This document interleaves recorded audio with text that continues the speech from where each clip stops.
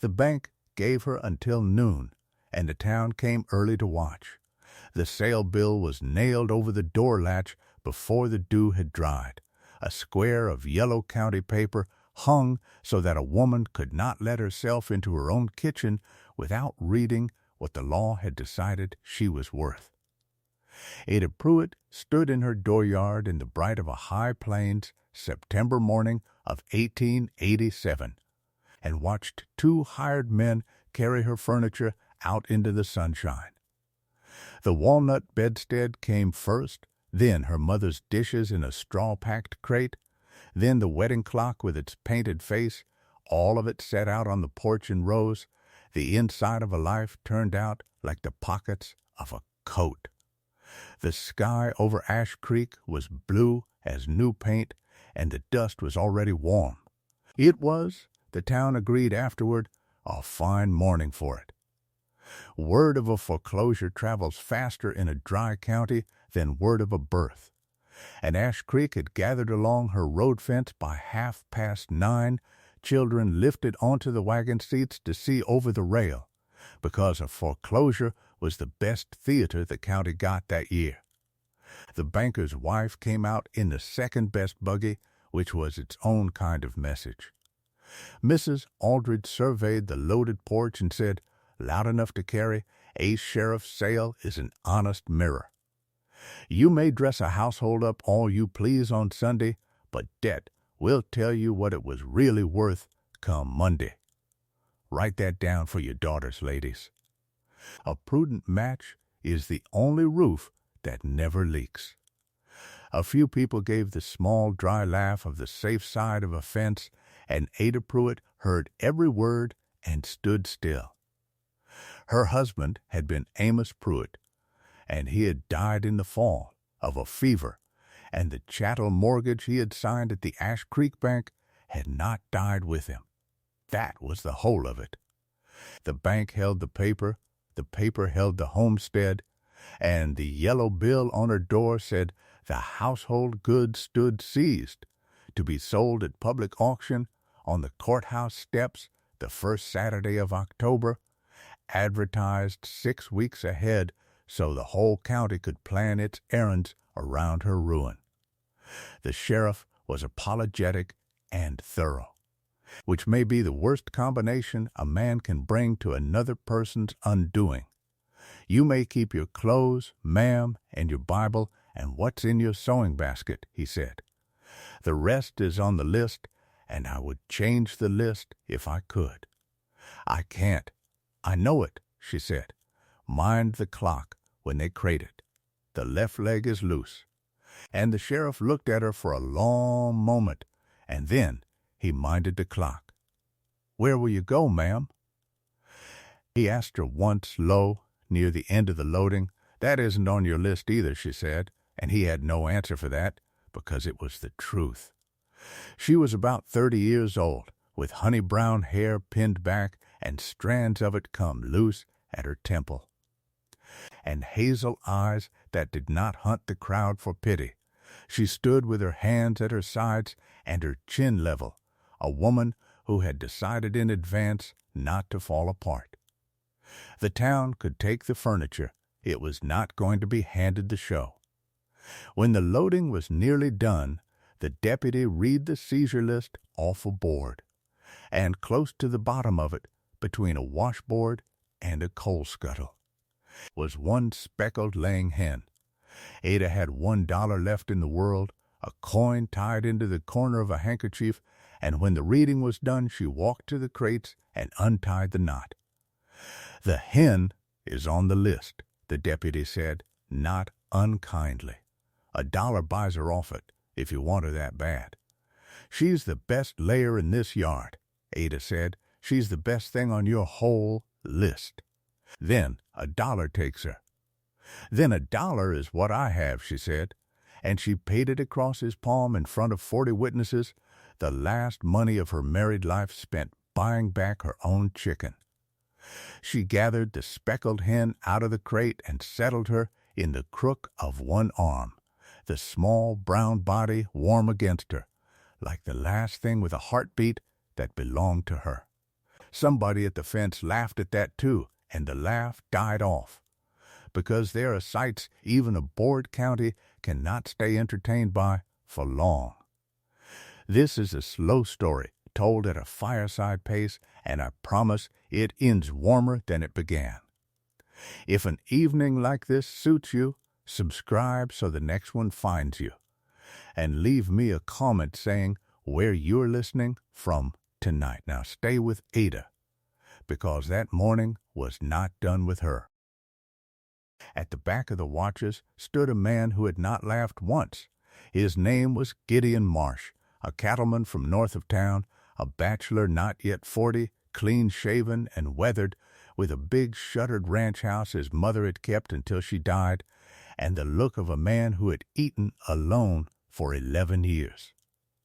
Ash Creek knew 3 things about him.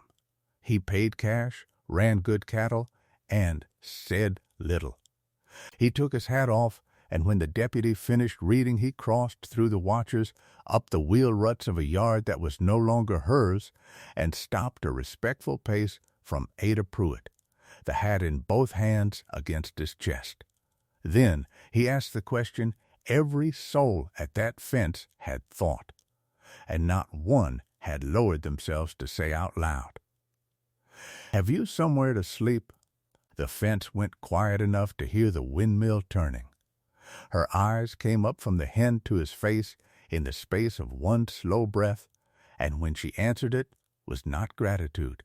It was inventory. "I can keep a house," she said. "I'm not asking for charity. I'm not offering any," he said. "My mother kept my house until she passed.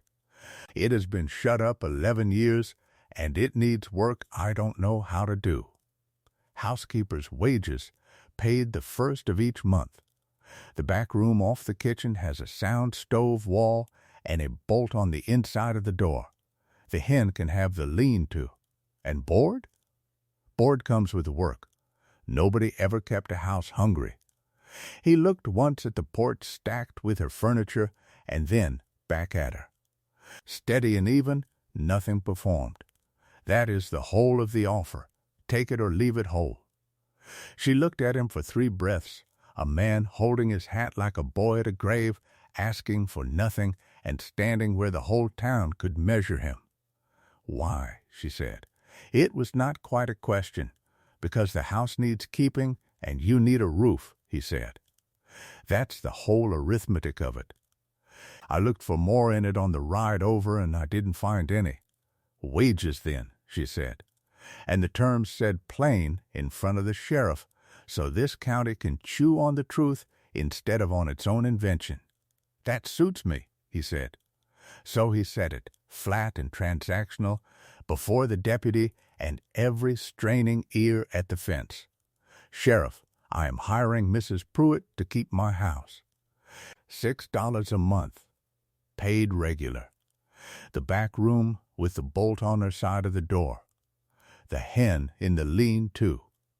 Nothing else asked, nothing else offered, and if anybody in this county hears different, they heard it from a liar."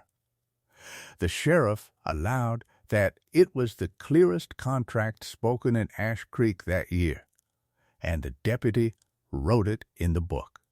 By noon, the hour the bank had named, Ada Pruitt walked off her own land with a carpetbag in one hand and a speckled hen in the crook of her arm, climbed onto the seat of a stranger's wagon, and gave Ash Creek 6 weeks of conversation free of charge. The Marsh place stood 4 miles north on a rise above a creek line, a tall white frame house with a wide porch built in better years. Now the shutters were closed over every window like coins on a dead man's eyes, the furniture stood under sheets gone gray with dust, and the air tasted of cold stove ash and 11 winters of nobody. On the parlor mantel sat his mother's clock, a fine 8-day clock with roses painted on the glass, stopped at 20 minutes past 4 on some afternoon a decade gone. And he walked past it that first evening without turning his head, a man long since taught not to look at a thing. He carried her carpetbag to the back room, set it inside the door, and left without crossing the sill. Through the window she watched him go out to the barn where the hired man's light burned. He would sleep with the stock. The house, shut and dead, and his was hers to bring back. She started the next morning before the sun cleared the creek line. She opened the shutters room by room, and the light came into that house like water into a dry furrow. She hauled the dust sheets to the line and beat them until the wind took the gray out, swept the ceilings before the floors, and washed the windows with vinegar water until the glass gave back the sky. And by the third day, the parlor no longer smelled of absence. It smelled of soap. She blacked the kitchen stove and rubbed it until it shone like a church shoe, cleared a decade of swallows' nests out of the flue until the fire drew clean and even, and the first true supper, salt pork and biscuits and gravy, she set on the kitchen table at 6 o'clock and took her own plate to the back room, because wages were wages and the terms were the terms. Gideon Marsh came in from the barn, stood a moment in his own kitchen doorway at the sight of the table laid, and sat down and ate every bite of it alone. And if a man can eat gratefully, that is how he ate. At the door, going out, he stopped with his hand on the latch. I'd forgot what this kitchen could smell like, he said, to the room more than to anybody in it. It remembered, came her voice through the back room door, and his boots went on down the steps. On the Friday of the first week she came to the parlor mantel with her cleaning rag, and this time the clock did not get dusted around. She opened the rose-painted glass, fetched the brass key from inside the case, and wound it, firm and slow. 8 turns. She set the hands by the kitchen sun, nudged the pendulum, and stood there until the tick studied into a stride. When she turned around, Gideon Marsh was standing in the parlor doorway with his hat still on, watching her, and he did not say one word. He looked at the clock a long time, the hands moving at 20 past 4 for the first time in 11 years. Then he turned and went out to the corrals, and she heard the lean-to-door bang behind him in the wind, and that was the first time. She made curtains for the kitchen out of flour sacking, bleached and hemmed and hung on twine, and the room stopped being a place where a man merely fed himself. The speckled hen took to the lean-to as if born under it, and inside the week she was laying again. Study is bookkeeping. The first egg Ada did not mention. She boiled it and set it in a teacup beside his coffee at breakfast, and said nothing, and he looked at that egg the same long way he had looked at the running clock, ate it, and went to work. Not a word passed. Some accounts are kept in a ledger no one reads aloud. He noticed things, though, for a silent man. She would find the heavy work done before she got to it, the rain barrel under the spout, the wash bench mended. And one evening she heard hammering, and found him at the lean-to with the door off its hinges, planing the edge and resetting the strap-iron, and when he hung it back, it swung silent, so the wind would not bang it over the hen while she was laying. All of it without comment, in hours a tired man could have spent sitting down. In the third week the clock got spoken of, the one time it ever was. He sat for once at the kitchen table while she worked the bread sponge for morning, and the parlor clock struck 7 through the open door, and he listened to all 7 strikes as if they were coins being counted out to him. "My mother wound that clock every Saturday night," he said. "Last thing, after the lamps. When she passed, I let it run down, and then I let it stay down. A stopped clock asks nothing of a man. That suited me, or I told myself it did." Ada folded the cloth over the sponge and set the bowl on the warming shelf. "A wound one asks nothing either," she said. It just keeps a body company while he goes about his business. She'd have liked the house aired, he said. She asked me to see to it near the end. I told her I would. Then, it's done, Ada said. 11 years late is still done. He turned that over for a while. It keeps better company lately, he said at last, and he lifted his hat from the peg and went out to the barn. And she stood in the kitchen and listened to the clock and did not smile until the door had closed, out of respect for the terms. So the weeks went. She aired the upstairs rooms, mended the porch screens, and put up wild plums in every jar the cellar owned. He paid her wages on the first of the month, coin on the kitchen table, and the only conversation that ever attended it was the first time. You've earned more than the house has to pay, he said, setting the money down. Then the house can owe me, she said, and that was as near to lightness as they came that September. The two of them lived a pace apart under one roof, proper as a hymn book, while the dead house came back to itself around them, room by room. And 4 miles south, in Ash Creek, with the sale bills hung on the post office wall, with her furniture listed line by line, the talk was doing exactly what talk does when a woman lands soft after a public ruin.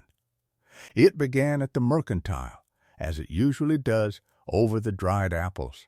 Some people do know how to fall on their feet, said the postmaster's wife, weighing out a pound she did not need. Feet is a kind word for it, said the woman beside her. Turned out of one house at noon and settled into a finer one by supper. I couldn't have managed that with a month to plan it. A housekeeper, they're calling it. They can call it the county fair. Her husband is barely cold, and she's shut up in a lone man's house with winter coming on. When did Gideon Marsh ever want a housekeeper? 11 years that place stood closed like a tomb, and one look at a hazel-eyed widow on an auction porch cured him. It wasn't dusting he hired. Nobody asked the sheriff, who had stood witness to the terms with his own ears. Talk never goes to look. Looking would spoil it. Mrs. Aldrich took the story up the very week it sprouted, and she tended it like a garden. I will say plainly what the rest of you are thinking, she told the sewing circle. That woman had $1 for a chicken on the morning she stood destitute, and a rich man's wagon under her before the noon she was put off her place. Grief does not plan that well, ladies. Ambition does. Mark me, she will be mistress of that house inside a year, and then you may all tell me I was uncharitable. And she assembled what she called a committee of concern, herself, the minister's wife, and 2 solid matrons, and had her husband's hired man drive them north on a bright Tuesday 6 days before the sale, to put a stop to the arrangement for decency's sake. Gideon Marsh met them on his own porch with his hat on, which those who knew him would have read for the sign it was.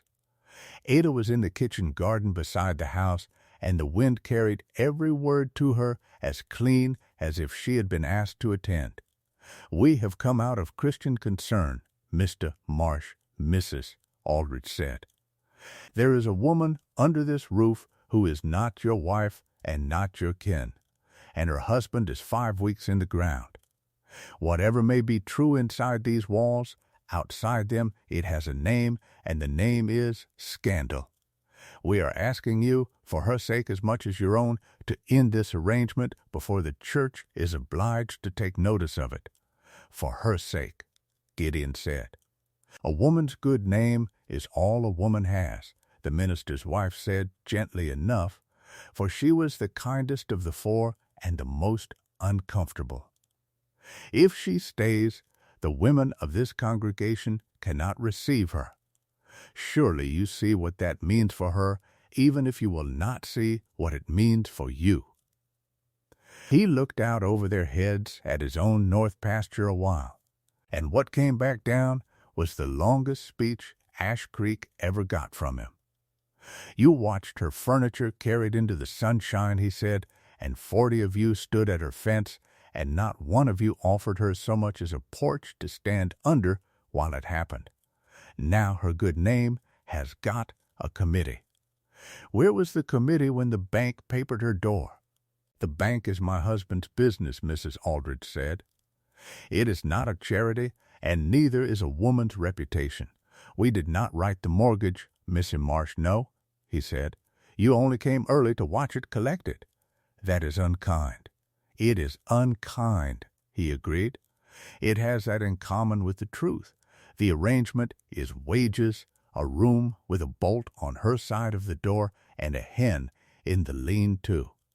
And I will put that in writing for the minutes if the society keeps minutes. He set his hand on the porch post, steady and even, nothing performed. She keeps a better house than this town keeps its word. That is all I have for you, and it's more than you came with. Mrs. Aldrich drew her shawl up like a document being folded. The sale is Saturday, she said. The whole county will be on those courthouse steps, and it will draw its own conclusions about what you are to her and what she is to you.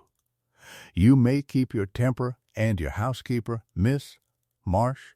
You cannot keep both, and your standing, too. We will pray on it, the minister's wife said at the buggy, not quite meeting his eye. Do, Gideon said. They drove back south well satisfied, like people who had done a hard duty that cost them nothing. He did not tell Ada any of it, and she did not tell him what the wind had already delivered.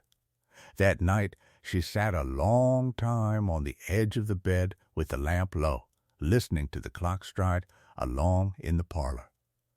He had spent 11 years building the kind of standing that is all a quiet man owns, and a committee had just priced it against a housekeeper's wages on his own porch. She had cost one decent man everything already, signing nothing, doing nothing, simply by being a woman debt had happened to. She did not intend to bill a second one. She packed the carpet-bag before she blew out the lamp. Her clothes, her Bible, her sewing basket, the things the law had let her keep. She set the bag by the front door, square in the middle of the mat, and she meant to be walking south with a hen under her arm by breakfast. He came in before light, and he saw the bag by the door. He stood over it a moment with the lamp in his hand and did not touch it. He did not knock, and he did not say one word then or at breakfast, where she poured his coffee with her bonnet already hanging by its ribbons from the chair, and she said nothing either, and neither will I, because the sale was 3 days out, and there are conversations a man conducts in a bolder language than a kitchen affords. What he did instead was ride out. That was the week the fall shipping fell due, when a cow outfit turns its whole year of grass and worry into money, and he and his hired man and 2 neighbor boys pushed the beef herd east to the railhead pens, and he was gone 2 nights selling his year. Ada stayed the 3 days, because, though she did not examine the thought too closely, she could not make herself be gone before Saturday. Before the dishes and the bedstead and the wedding clock went under the hammer, and the last of her married years were carried off in other people's wagons. A person wants to stand at the grave, even of furniture. Saturday came up bright and mercilessly clear, one of those high blue plains mornings when the light hides nothing. By 10 o'clock, her household stood arranged across the courthouse steps in numbered lots. The walnut bedstead, the dishes displayed on a trestle so the roses on the rims would show, the wash boiler, the churn, and at the center, her mother's wedding clock, wound by some deputy's helpful hand, ticking on a borrowed table before the whole county. Farm wagons stood 3 deep. The same faces that had lined her road fence in September had put on their town clothes and come to finish the show, and Mrs. Aldrich had a place at the front where her voice would not have far to travel. Ada Pruitt came on foot in her gray dress with her chin level and stood at the edge of the crowd with her hands folded, and the crowd made a little room around her. Part shame and part appetite. They could sell every plate. They would not be sold one tier to go with the set. The auctioneer was a cheerful man from the county seat who did this in 6 towns and meant nothing personal by any of it. At 10:30 he mounted the second step, read the legal notice through at a gallop, and took up Lot 1. Lot 1. A walnut bedstead, headboard, rails, and slats, sound as $1. Who'll start me? Who'll say 50 cents? 50 cents, called a man from the wagons, and there was a ripple of the easy laughter that goes with buying a widow's bed cheap, and Mrs. Aldrich remarked to the woman beside her, in the voice she used when she wished a remark delivered generally, 50 cents is generous. Sentiment doesn't hold veneer together. $2, said a flat voice from the back. Heads came around the whole width of the crowd. That's Marsh, a man said behind his hand. The cattleman. He'll have just sold his beeves. Gideon Marsh had ridden in from the railhead that morning with 2 days of trail on his coat and his whole cattle season folded inside it in paper and coin. And he stood at the rear of the crowd beside his wagon, hat on, eyes on the auctioneer. $2, $2, do I hear 2 1/4? Nobody heard 2 1/4. Sold, Lot 2, 1 copper wash boiler. $1, said the flat voice, before anyone else had drawn breath, and the crowd began to understand that something was happening, though it could not yet have said what. Lot 3, 1 crate of china dishes, rose pattern, service for 8, and ladies, they don't paint them like this anymore. I'll say 25 cents, Mrs. Aldrich began, because the dishes were the piece of the Pruitt woman she had always coveted, saying she didn't, and the flat voice from the back said, $5, and Mrs. Aldrich's voice died in her throat and did not resurrect for the remainder of the morning. He bought the bedstead and the boiler and her mother's dishes. He bought the churn and the coal scuttle and the washboard the hen had once been listed beside. He bought the flat irons, the rag rugs her grandmother had braided, the kitchen chairs, the pie safe with the punched tin doors. Lot 7, 1 cedar chest, the auctioneer said, and had learned by then not to praise it. Marsh sold lot after lot through the middle of the day. The same flat voice came from the back of the crowd, and a hammer fell, and the county sat in its wagons and watched a quiet man empty a cattle season down those steps a piece at a time. Along about the pie safe, the auctioneer wiped his neck and tried to make it easy on everybody. Sir, it would go quicker if I just read you the list, he said. Read it then, Gideon said, and nobody tried an easy word on that crowd again. He never looked around him, not once, and he never looked at Ada Pruitt either, which some of the women present understood and thought about for years. By the time the wedding clock came up, last and finest, ticking on its borrowed table, there was no pretense of an auction left. The auctioneer looked over the silent crowd at the man by the wagon. And the clock, sir, he said, and dropped the chant altogether. Whatever closes the account, Gideon said. It came, all told, with the fees and the paper squared, to a few cents over $400, which every rancher's wife in that crowd could translate on her fingers into a year. A whole season of work and weather and luck handed over a courthouse rail before noon, without a speech, without a glance to see how it was landing. The county clerk wrote it all down, and what the ledger could not hold was the plain arithmetic every soul on those steps had already done. A man does not spend a year on a woman he means to keep at wages. Ada stood through the whole of it with her hands at her sides, borrowing nothing from anybody, not an arm, not a handkerchief, not a word.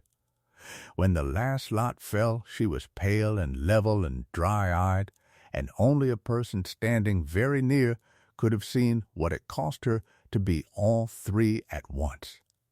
He brought the wagon around to the steps and loaded her life into it with his own hands, the deputy helping, the crowd still standing because no one could quite instruct their feet to leave.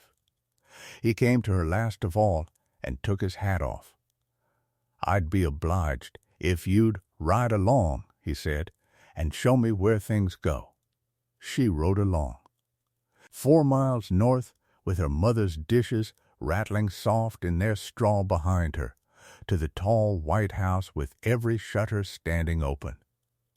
He carried the clock in first, straight through to the parlor, and he set it on the mantel beside his mother's rose-painted 8-day, where for 11 years one clock had stood alone and stopped, and now 2 stood together.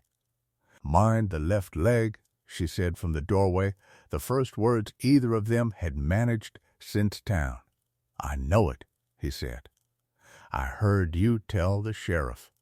He wound hers himself, 8 slow turns, and set the pendulum going, and the 2 ticks walked against each other a moment and then fell into step. And he stood back and looked at them. "This house has been waiting 11 years for somebody to wind it," he said. "I'd have told you that the day I asked if you had somewhere to sleep, but I didn't know it yet myself." Then he turned and faced her and said the rest of it standing, hat in his hands, one more time. "Stay," he said, not as the help. "I've eaten alone 11 years, and I never once called it peace. I only called it quiet. I'm not offering wages, and I'm not calling in a debt, because there isn't one. Everything on that wagon is yours whether you go or stay, and I'll drive you and all of it anywhere you name, tomorrow, if that's your word. But if you can see your way to it, I am asking you to stay in this house as its mistress, and marry me when your mourning is done and not one day sooner, and let the pair of us stop keeping accounts." Ada Pruitt looked at him a long, level while, the man who had bought back her mother's dishes in front of the same faces that had watched them carried out of her kitchen, and never once in all of it called any of it a gift. "They named me a scheming woman in town," she said. "You know that. I heard it, and you rode in and spent your year anyway, before every one of them. And now you stand in your own parlor asking me as careful as if I were the one with something to lose. You are," he said. "You'd be taking a man who spent 11 years forgetting how to talk. You'll be wanting supper on those dishes," she said, "as long as they are already unpacked. And in that country, from that woman, he knew a yes when he heard one." They were married in the spring, quietly, when her mourning had been kept to the day by the same minister whose wife had once ridden north on a committee, and if that lady found the wedding awkward, she was given no help with it. Mrs. Aldrich sent a silver pickle dish. It was set out on the sideboard where guests could see it, which is its own kind of answer. The house never went dead again. The speckled hen queened it over the lean-to for years, and died old and fat, and was mourned. Supper was laid for 2 at the kitchen table every evening at 6, and later for more than 2, and on Saturday nights, last thing after the lamps, one or the other of them wound both clocks, hers and his mother's, 8 turns apiece. And the 2 of them struck the hours together down all the years of that marriage, so that nobody in that house ever heard an hour arrive alone. So now I'll ask you, friend, before I let you go. Would you have packed that carpet bag and been gone down the road before the town could say another word? Or would you have stayed for the sound of the clock and trusted a quiet man to speak in his own time? I'd truly like to know. And that was the story of a woman who lost everything she owned by noon and was given all of it back by a man who never once called it a gift. Tell me in the comments if you enjoyed this one. Thank you.